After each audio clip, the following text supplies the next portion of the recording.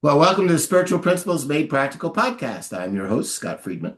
And today we have Chris Johnson, who is the CEO extraordinaire. Wherever he goes, the organizations have their deadly death spiral flaws fixed before death strikes. So, more than anybody I've ever met, he's got a talent for figuring out what the critical pieces are and how to fix them before things go a lot worse. So, welcome, Chris.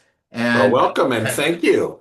and one of the things that Chris and I talked about before, is we're really good friends, is that we're going to share win-win circumstances and how he creates win-win. Because anytime that he does something that benefits him, his organization, the people in the organization, the people they serve, all of the stakeholders of any kind, obviously everybody wins. So you have so there's two ways we can do this.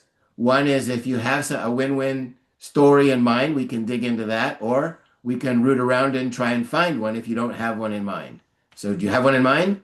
I have a few of them in mind, but I also would welcome any ideas you have. As you and I talked about before, sitting down and trying to think of win-win solutions, they didn't pop into my head right away. And then you start thinking about when is when have I experienced a positive outcome? And then I recognize, wow, okay, that was a win-win because I got a positive outcome because of something I did. I mean, one of the ones I thought of, you want me to go ahead and jump right into it? Or Yeah, you... jumper. I want to make one comment first, though, and Sure. that is that um, we all do win-win solutions if we have anything that works in our life. But the more we recognize how we do it and what the actual benefits are, the more we can choose to do it more often.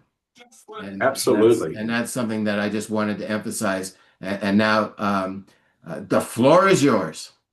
Well, a lot of us were taught when we were younger, two things. One is if you've got a problem in your community, get involved in your community so that you can be part of the solution and not just part of the problem. And then I don't know who to give credit to. Someone in my family, mother, father, grandfather, or whatever, always said, do good things. And the interesting part of that is, as I looked back as part of my homework assignment, you start to remember that doing all those good things didn't just help who I've been working on behalf of or for, they ended up helping me not just feel good, but all the way up to and including making some money, doing, lots of positives. And one of them that came to mind right away, for those of everybody in the Bay Area that are 49er fans, they'll remember Dwight Clark, who's the receiver that did the catch that became so famous in the playoffs. And well, I just remember during the year of that season,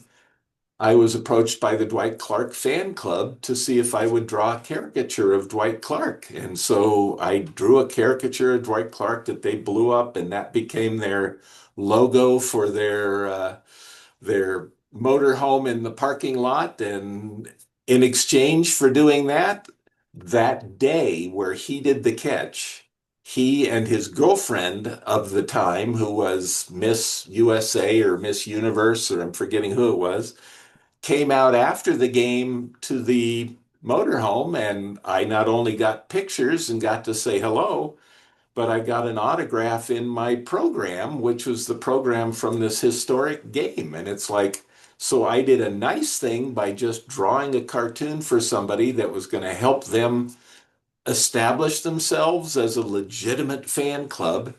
And the favor in return was not only did I get tickets to the game because I was working for a newspaper at the time, but I got to go and be recognized in this fan club for a person who just made history and the picture of it. Now I know that's not necessarily the win-win you're looking for, but it was just one of those things that popped into my head.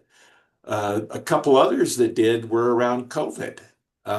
We was working. I was working for an agency called Nation's Finest, which supports veterans in all their issues, predominantly homelessness, but also mental, physical, behavioral health issues, family reunification, job and employment, all of that.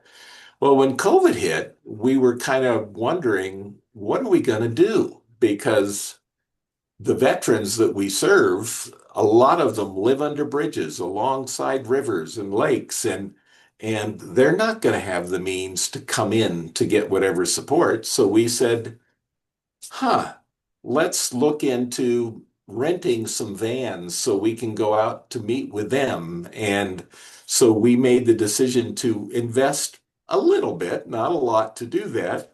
And I warned all of our staff that it's going to take time for us to build up the trust that we're going to be there every Wednesday at 2 or whatever. Well, the very first trip that the very first van took, there were 10 veterans waiting for them because the word on the street had gotten out. Well, the win-win with that is obviously the veterans are getting the care they need, but then we as an organization also, once the success was known, were approached by agencies similar to ours and even the federal government to say, would you do this more? Will you do this in other parts of the country? Will you help? And so, us doing something for these veterans not only benefited the organization by growth and expansion and awareness, but it also benefited the hundreds more vets that were now going to have access to service across the country because these new systems were being put in place. And so that was huge.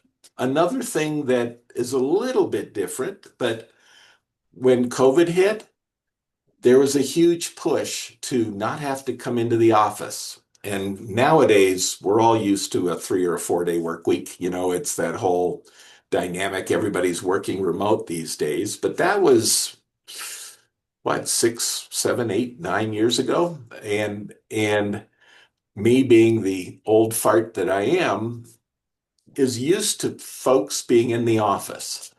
And so as the team and I wrapped our arms around this, trying to figure out what the best method was, I acquiesced and I said, okay, we're going to allow staff to, work from home and also work, in the office at their setup schedules, have things work. Well, what was the win-win in that? My fear of they're just going to goof off and not work was not just proven wrong, it was proven wrong significantly. And a lot of it was because I don't necessarily think through, or my mind isn't in someone else's mind. So what I didn't recognize was there were people that were working for us because of the passion for working for nonprofits supporting veterans, but they were struggling to make ends meet. 2 days a week at home was less gas they had to put in their car. That was 2 days they didn't have to pay for childcare or babysitting. And they were ecstatic and so much more productive than, in some cases, even when they were in the office. So the win-win, they got to work from home. We got solutions that were significantly more productive. One one final one, and then just something to throw out there. When I was with the American Red Cross years ago down in the Camarillo area, we had a donor that was a regular donor and had actually contributed a little bit, but hadn't done a ton for us. But I did outreach, and my thing has always been, if you've been a long-term or an ongoing donor, connect, because you want to, A, I want to hear the story. B, by connecting and letting people know what we're doing, we might see some sort of reward. Well, just that connectivity worked to the point where that gentleman ended up giving us $1.5 million so we could build a brand new facility or remodel an existing facility. And then we named it in honor of his wife, who he was donating on her behalf because she was a Red Cross volunteer during World War II, and he wanted to remember her, and it became the Betty Plotkin Center, which still exists. Peter has passed on, but that me just doing normal outreach gave him the win in the fact that he could talk about his wife. He knew people cared about her and respected her and the work she did. And then the flip back and win again is now Red Cross has been, boy, 15, 20 years in a location, and the memory of his wife is ongoing, and their family is still, to the best of my knowledge, supporting. So that's kind of win, win, win, win, back and forth quite a few times. I don't know, Scott, if that triggered any of the things. We've known each other for quite a while, so I don't know if that triggered any win-wins that you're thinking of, or if any of these even meet what you're looking for. Well, no, they all do because they uplift everybody, right? So everybody, I mean, the bottom line is everybody better off? And the answer is absolutely. So the answer to the first question does meet the criteria. Yes, it does.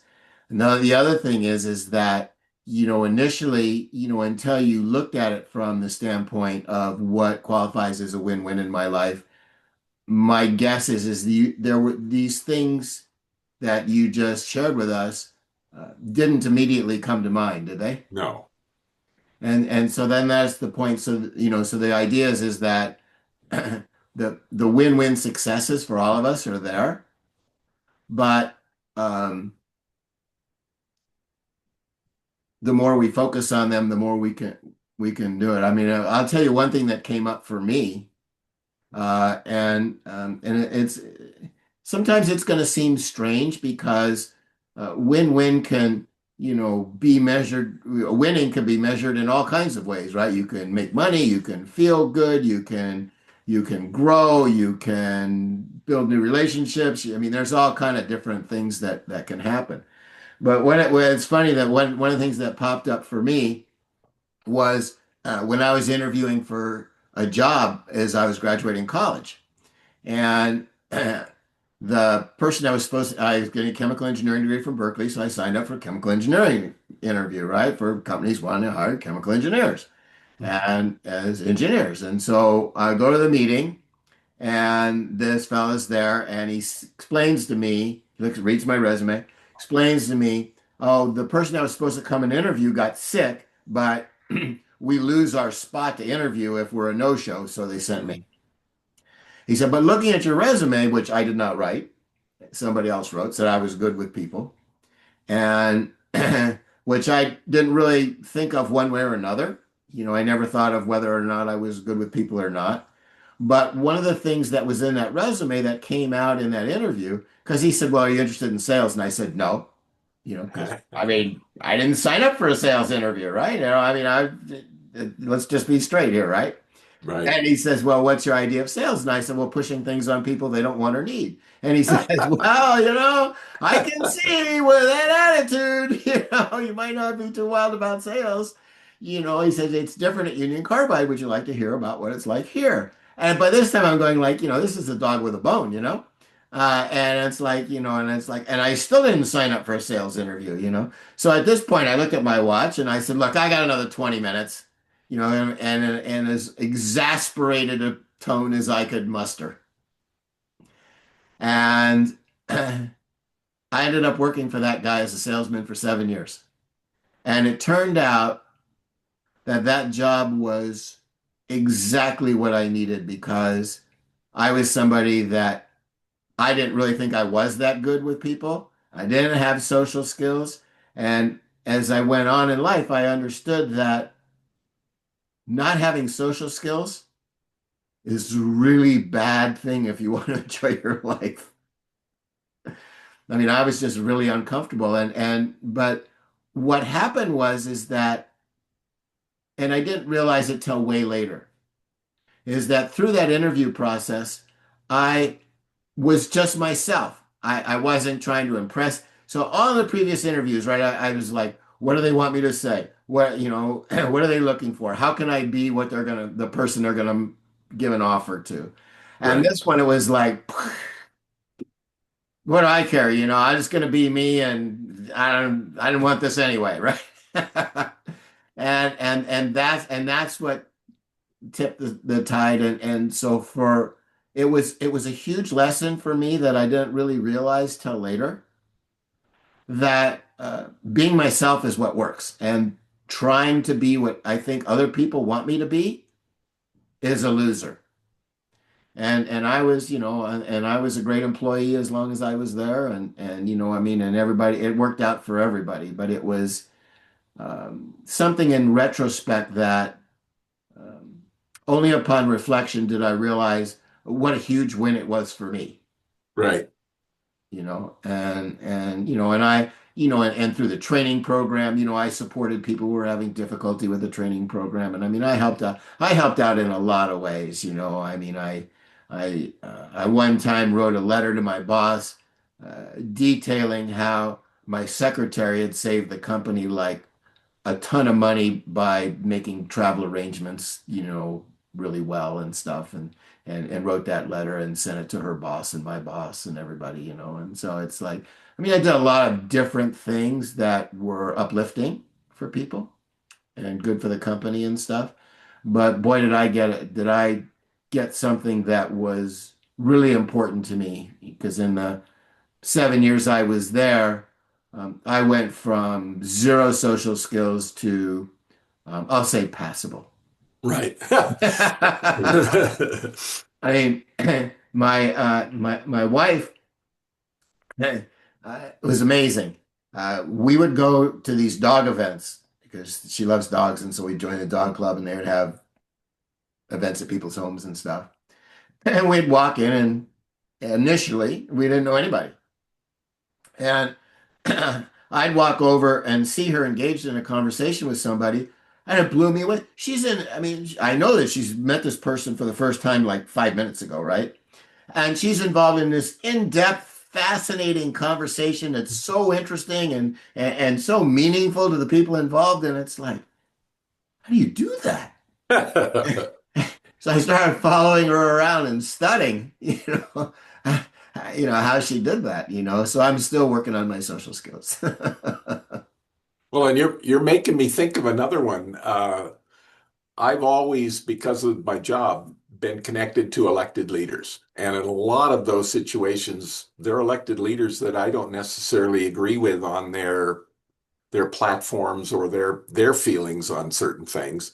But I've always believed that as long as I make myself available and am honest and true in communications, and even if we're not in agreement on an issue, if I can point that person in a direction to get good feedback, etc., things can happen. And throughout my career, I've had several elected folks that, even though I didn't necessarily think they, and this is the what's it called, the imposter syndrome that I suffer from.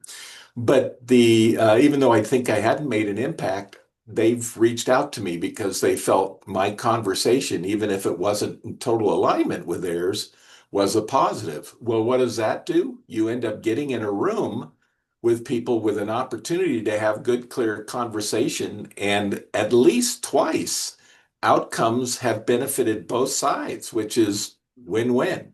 One of them was getting an additional $50 million into after school programs for sciences. And it was originally thought, we don't have the money. That's not something that we can really do. But by being part of the team that helped lead the communication effort and having these existing relationships with some of the elected leaders, and you know a few of them, Scott, with me, but the reality, it's worked to where I've gotten called on and we've benefited. One of which, and I was very pleasantly surprised when I called thinking no chance in heck am I going to be able to get it because they have millions of people. Can I get a letter of reference?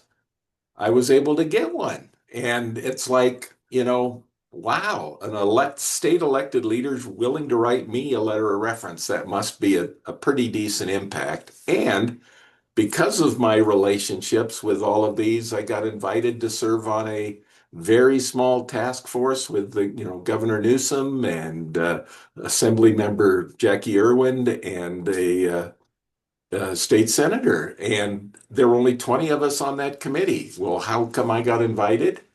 Because I'd been honest and open. Even if we weren't in total agreement on things, there was value implied. And the outcome of that ended up with veterans getting some more resources, and veterans hearing some of the concerns that were being expressed about those expenditures. And I think you'll agree, those are definitely win-win, especially when you're talking about people that you don't necessarily think are going to call you, and they do. That's pretty exciting. It's pretty rewarding. Yeah, I mean, one of the through lines in all this is honesty and authenticity. When I was in my stint in the corporate world, sometimes the managers would call me because I tell them like how it was, right? Right. I wasn't trying to tell them what they wanted to hear, and they knew. I mean, they knew me, and they they knew I'm gonna tell them the way it is, and they wanted to get into this one market, but they didn't want to spend the money to qualify the product to get into that market. And I said, fine, no problem. I mean, don't spend the money, but you're not going to sell anything. I mean, and everyone who's selling into that market has done this. And if you don't want to do it, then it's your call. My check shows up twice a month. I mean, and I would say things like that. Yeah. It's like, I get paid the same either way. I'm just telling you how it is. And they eventually, relented and spent the money and we broke into the market and so on and so on. But it was like what I saw in corporate America is I saw so many people that were desperate to not do anything that they think could possibly be controversial and end up them losing their job because they, needed, they had families to support and they had, they needed that job and they didn't want to do anything, and it was like, and paradoxically, they ended up, you know, their opinion being less revered as a result, you know. Well, and you and I have talked about this before. The word compromise comes up when people talk about win-win, and you've done a great job of explaining to me that win-win does not necessarily mean compromise. It basically means both parties being able to leave and feel comfortable that they have attained something they were looking for. Can you explain that a little bit? Is that Yeah, yeah, absolutely. Because okay, so there's a story in my book, The Art of the Ethical Deal, and I'm doing a loan for this fellow, and his daughter has AIDS, and he is spending every dime he has on medical care and everything he can do to support his daughter. I mean, he completely retrofitted his house because she lost her sight. I mean, just everything. And we're coming down to sign the loan documents for complete his refinance of his home. And he says, Scott, look, I hate to do this to you, but uh, I'm not going to go through with it because I need that money that I was going to spend on that to uh, pay medical bills for my daughter. And I said to him, I said, okay. I said, give me a weekend to think about and see if I can come up with a win-win solution to this. Because I had, I mean, I'd done all the work already, right? yeah, We were on the goal line, right? Everything was done. right. It's just a matter of signing a couple of papers. So I take the weekend and I'm meditating and I'm going like, okay, time to put your money where your mouth is. What's a win-win solution here? And what I came back with on Monday is I said, and this is really instrumental in understanding about win-win solutions. I said, the reason that I want to do this loan and stuff because I want to do stuff that uplifts me and everybody else. And so and I think, in doing the loan and completing it, would be an accomplishment for me and so on and so on, and it would give me money and it would be uplifting for me. But ultimately, even the money, it only has value to the extent that it supports my experience of greater love and joy and happiness. So I told him, I said, I'm going to feel more proud of myself, happier, and overall just better as a human being, which is really what I was after in doing the loan to begin with. If I waive my fee in honor of your dedication and work to support your daughter. And I just consider it my privilege to honor what you're doing. And I mean, and we were both about moved to tears. And I said, but th this time only, though. I mean, and he said, great, and we canceled the loan and everything. And since he did other loans with me and he referred people to me, so I mean, I ended up, down the road, being much better off. But the idea is that when we're looking at win-win solutions, we need to look past money. We need to look past, goals, and we need to say, okay, what's what am I in gaining this money or achieving this goal? What am I hoping to achieve for myself? And if it, and for a lot of us, it's greater self-esteem. I want to feel good about myself, right? That's for a lot of us. Right. And it's like, well, you know what? I got to tell you, in that example that I gave, boy, did I feel good about myself. I mean, more than whatever, far more than what that fee would have done for me on that loan. And so so to get win-win solutions, sometimes you've got to step back and say, if I do what I would have previously considered to be giving up value to make this work, in this case, my fee, right? Right. To say, well, okay, to take that, or if you're in any kind of negotiation, right? If I would do something that might be considered giving in, take a step back and say, what's my ultimate bottom line, deep personal reason for being in this situation? And does that allow me to see it differently, like my example did, right? Because Right. most people would say, oh, well, you lost the money. And I would go like, the only reason I wanted the money was to feel better about myself. And boy, did I felt a lot better about myself doing what I did than if I'd have held his feet to the fire and probably could have, shamed him into taking the deal. Yeah, But and there's lots of times that if you think about it in life, where we think, okay, I'll acquiesce and, what a loss. And then you recognize, no, sometimes the next day or the next hour, but at some point down the road, more often than not, you get back more than you contributed moving forward. So yeah, that's definitely a win-win, Scott, because you definitely support them and then they're going to do their best to support you. And it's sometimes you don't recognize it until you recognize it at the moment because you make the decision for the right reason. But then down the road, you recognize the benefits of the win-win, if that makes sense. yeah, no, you see the larger impact that it had, Yeah. and more of, the people that it benefited. And so that's real important for win-win. I mean, and one of the things that in our society that's so important is to understand that money is a tool, it's not an end.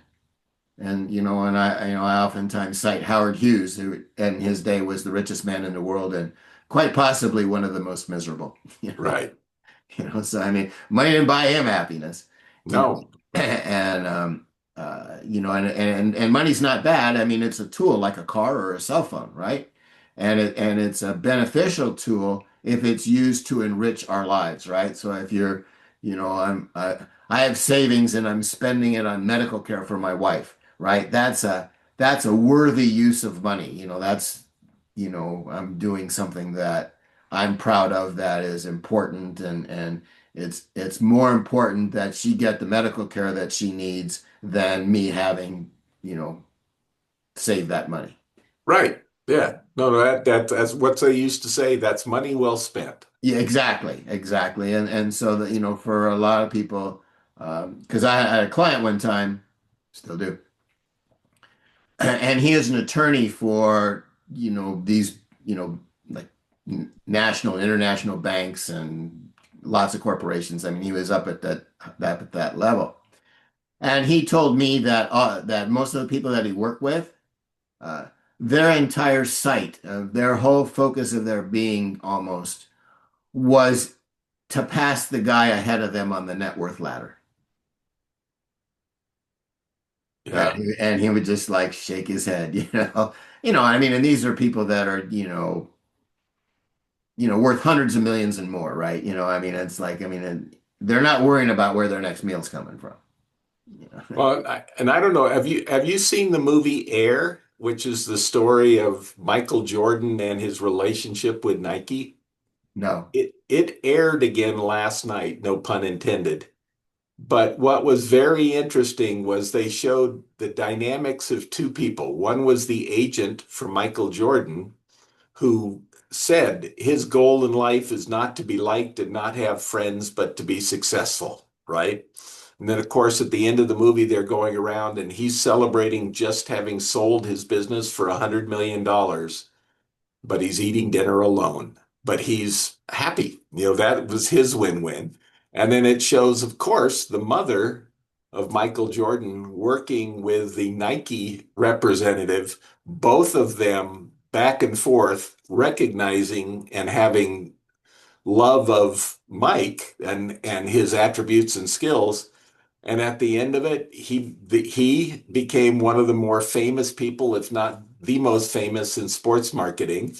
And Mrs. Jordan was able to get it to where Michael Jordan at one time was bringing in $1 billion with a B dollars a year just from the Whoa. money he was getting from Nike.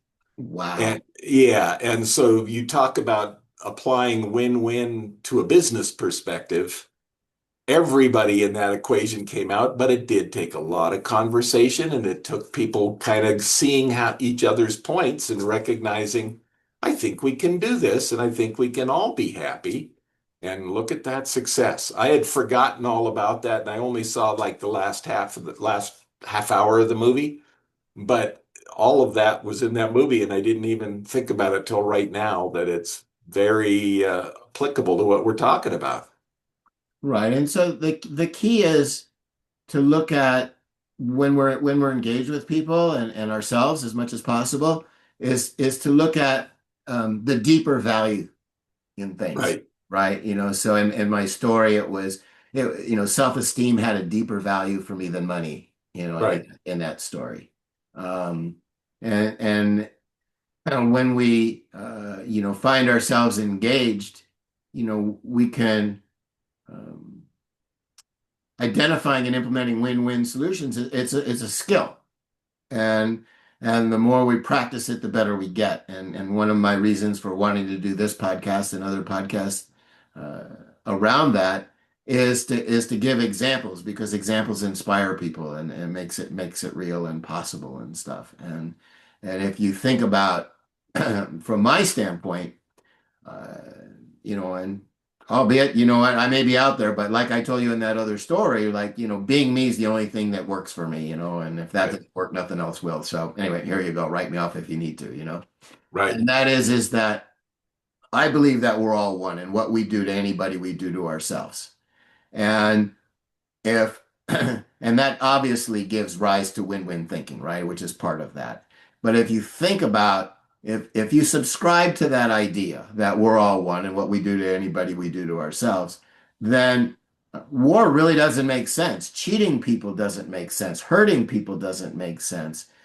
Being mean to people doesn't make sense. I mean, there's so many things that in our world that are endemic, and right now, one of the things I'm really focused on is is bullying, right? Bullying just doesn't make sense, right? Whether you're the head of the state or you're an elementary school kid, bullying a classmate, I mean, bullying is bullying, right? And one of the things that I promised myself I would do, and so I'm going to do it here, is to whenever I have an opportunity to speak to an audience to say that the only power that satisfies is power over ourselves, and bullies are looking to try and fill that need for power over themselves by having power over other people, whether it's bribing them, whether it's threatening them with, being fired, or whether it's shaming them on the internet or whatever it is, right? None of that is going to give the satisfaction that accepting who we are and accepting how much we and how particularly we create our world and the tremendous power that we have. that's the recognizing that and building our acceptance of that is the only power that's going to satisfy. Right. So my message to bullies is that bullying other people isn't going to get you where you want to go, but understanding your creative power and how much choice you have in which thoughts you choose to act on, that's power over yourself, and that's what's gonna give you the power that you're seeking, the satisfaction that you're seeking, and that um, you know, paradoxically, you end up having a greater impact on the world because people go, "I want to be like that guy." Right?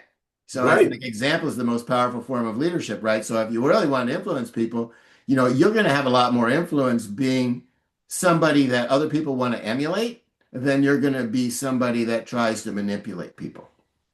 Well, and there's been lots of great movies, and of course, all the names are escaping me right now, where there's been that story of the bully, and then you have the person being bullied coming back and actually befriending the bully, and they become and recognize that they both have strengths, and how can we take advantage of both of these strengths, and the outcomes are always positive for both of them.